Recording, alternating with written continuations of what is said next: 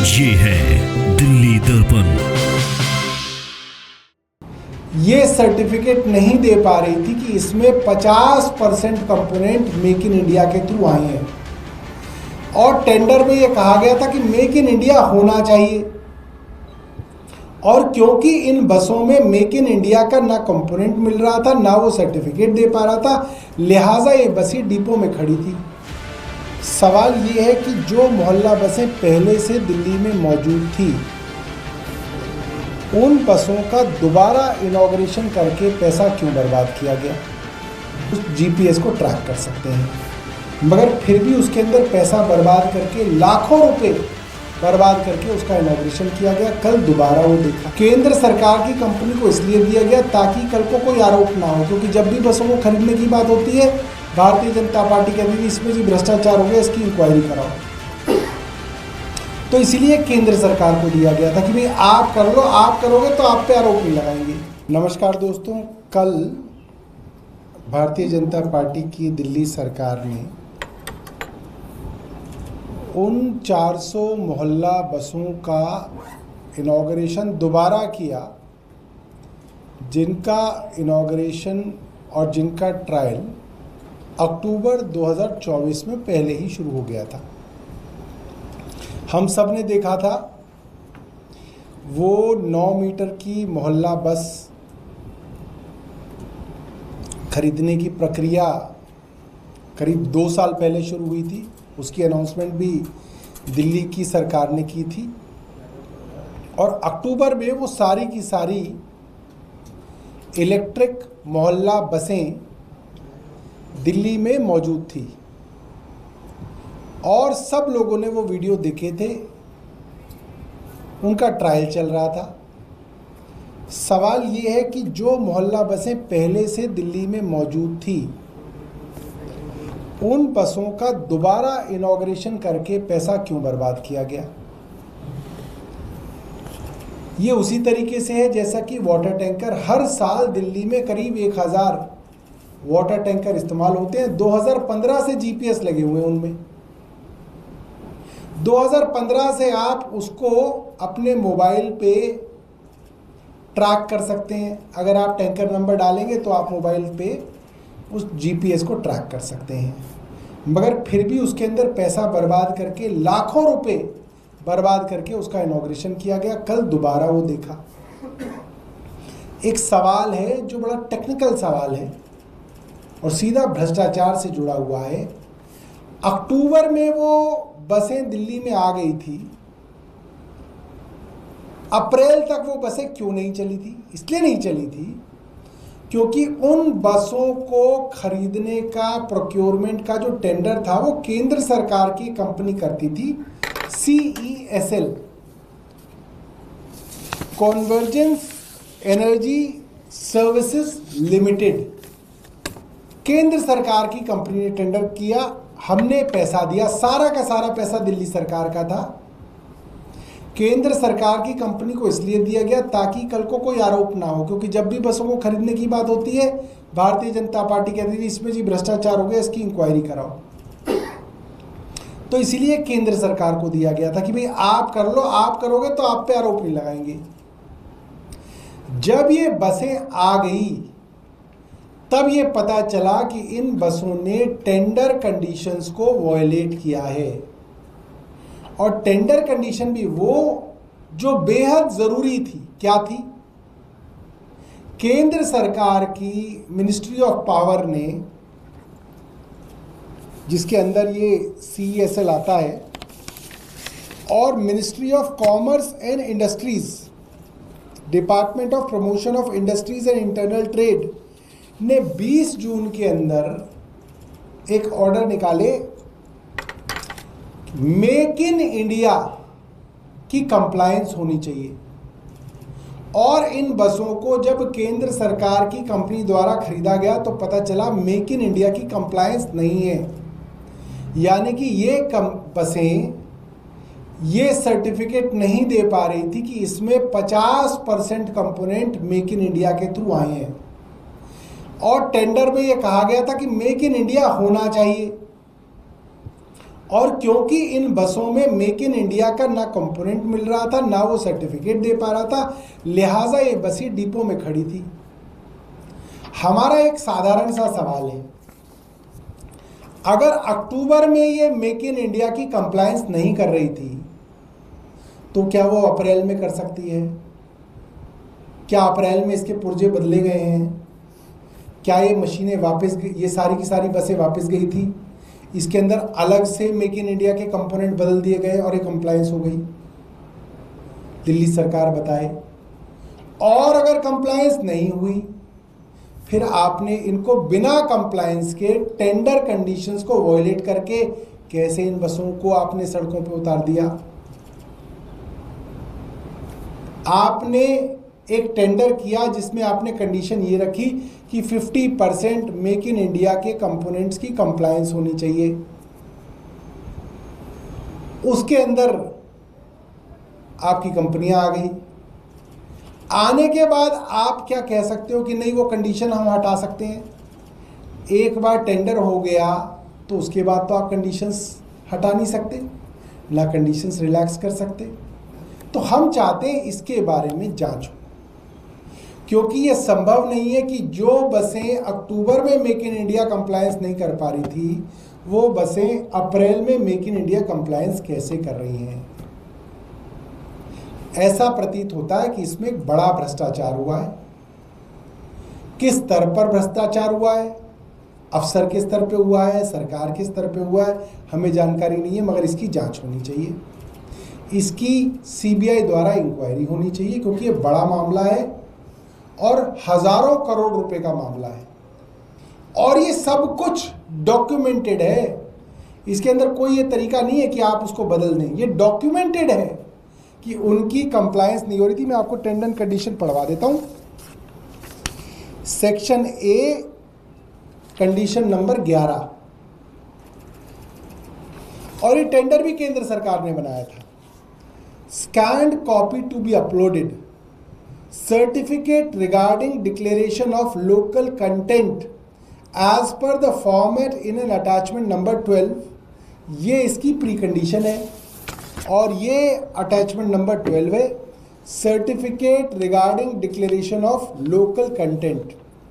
ये सर्टिफिकेट देना है मैन्युफैक्चरर को, यानी कि वेंडर को, और ये देना है CESL को, कन्वर्जेंस एनर्जी सर्विसेज लिमिटेड, जो एक 100% सब्सिडरी है EESL की, और EESL department of power government of India की है।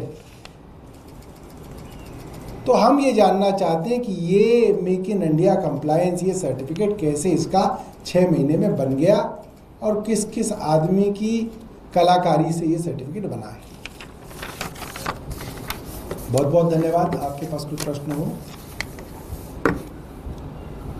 इसमें समस्या किस लेवल पे आ रही है? क्या आप लोगों को लग रहा है उस वक्त पॉलिसी मतलब बसों को सड़क पे लाने से रोकने के लिए किया गया, या अब पॉलिसी वायलेशन हो रहा है? ये तो सरकार बता सकती है, मगर उस वक्त जो कहा गया, जो डॉक्यूमेंटेड है, वो ये है कि मेक इन इंडिया का कंप्लायंस नहीं है और डॉक्यूमेंटेड है, और मेक इन इंडिया की कंप्लायंस का सर्टिफिकेट वेंडर नहीं दे पा रहा था। तो अगर नहीं दे पा रहा था इसका मतलब नहीं था। अगर कंपोनेंट मेक इन इंडिया होते उसके 50% तो वो सर्टिफाई करता उसको कि ऐसा है, मगर वो नहीं दे पा रहा था। तो हम ये जानना चाहते हैं कि अब ऐसा क्या हुआ, क्या अब हो गया वो कंप्लाइंट, या अभी भी नहीं है मगर सड़कों पे उतार दिया गया? अगर ऐसा है तो टेंडर कंडीशन कैसे वॉयलेट हुई और किस अफसर की कलम से ये टेंडर कंडीशन वॉयलेट हुई, ये हम जानना चाहेंगे। सारी 400 बसें उसी दौर की आपने? सारी की सारी 400 बसें 100% जो पैसा है वो दिल्ली की चुनी हुई सरकार का है, इसमें केंद्र सरकार का पैसा नहीं है। और क्योंकि केंद्र सरकार की कंपनी का काम टेंडर करना था, हमने उनको कहा था कि आप कर दीजिए, तो उन्होंने किया है और CESL करके कंपनी ने किया है। आपने कब खरीदा था सर ये बस? ये देखिए, ये तो शुरुआत तो जो है, जैसे मैं आपको बताऊं, कब डिलीवर होती है? ये मुझे लग रहा है अक्टूबर में, सितंबर अक्टूबर में हुई होगी डिलीवर, क्योंकि ये जो टेंडर का जो डॉक्यूमेंट है ये तो 21/9/2022 का है। जो NIT आई थी, जो invitation of notice for invitation of tender था NIT, ये 21/9/2022 की है।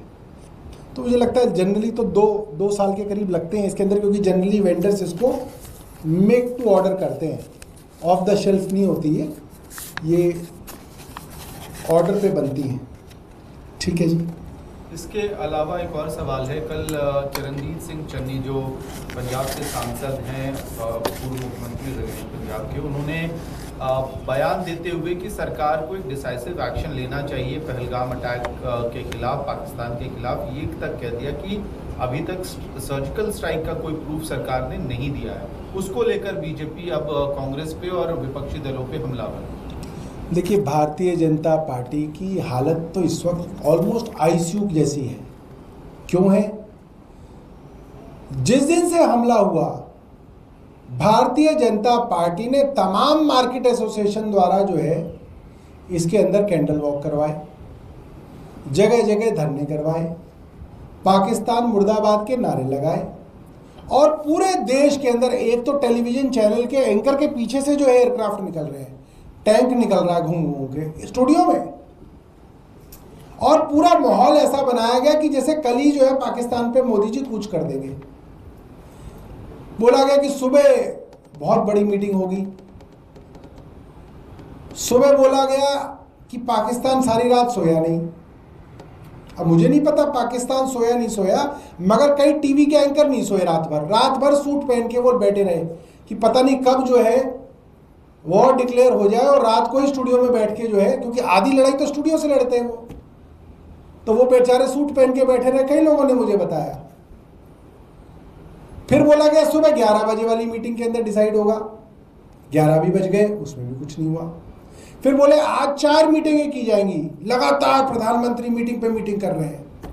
हमने कहा कि भाई प्रधानमंत्री बताते हैं कि अब जो है सही मौका है, अब आप हवाई जहाज उड़ा लो, अब जो है रडार नहीं दिखेगी, क्योंकि मेन सलाहकार तो प्रधानमंत्री हैं, सुरक्षा के मेन विशेषज्ञ प्रधानमंत्री जी हैं। तो हमें लगा हो सकता है वो उनको थोड़ा सिखा पढ़ा रहे हो कि भाई कैसे उड़ाना है, कब उड़ाना है, सब जो है प्रधानमंत्री उनको थोड़ा सा ट्रेन कर रहे हो। फिर 4 बज गए, कहा गया 4 बजे एक बहुत बड़ी जो है अनाउंसमेंट होने वाली है। फिर एंकर तैयार टाई वाई पहन के, और 4 बजे जो है मेरे खुद के कमरे में जो टीवी लगा हुआ था, वहाँ पे 2-3 बेचारे पत्रकार बैठे, भैया लगाओ इसको, टीवी को ऑन करो, इसकी आवाज़ तेज करो, आवाज़ भी तेज की, और उस पर अश्विनी वैष्णव गन्ने के दाम के बारे में बता रहे थे। मैंने लगा यार ये क्या हो गया है, ये क्या गलत चैनल लग गया, क्या हो गया?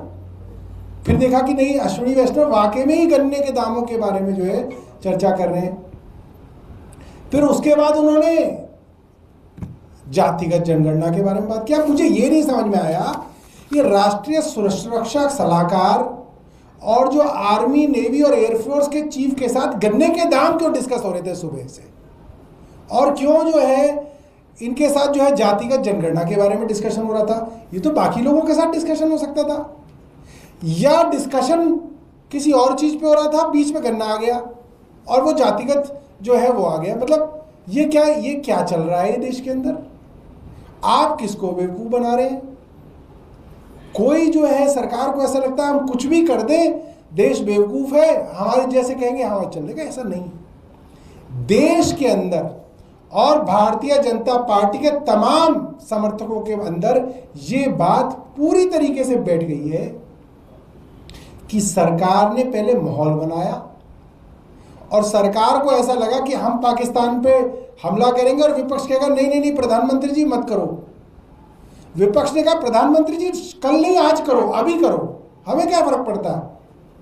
सबने कहा करो, मस्जिदों से जो है अनाउंसमेंट हुई कि जी बिल्कुल करो, प्रधानमंत्री जी आगे बढ़ो, हम आपके साथ हैं। उन्होंने कहा तो माहौल ही नहीं बन रहा।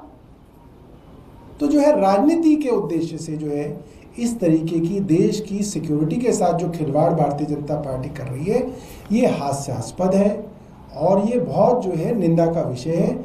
इस तरीके की चीज़ों को भारतीय जनता पार्टी को नहीं करना चाहिए। अब वो चन्नी जी ने बयान दे दिया, अब वो चन्नी के बयान को लेकर कूद रहे हैं कि चलो कुछ तो मिला हमें। 3 दिन से बेचारे छिपे बैठे थे, ट्विटर पे आ ही नहीं रहते घूम घूम के।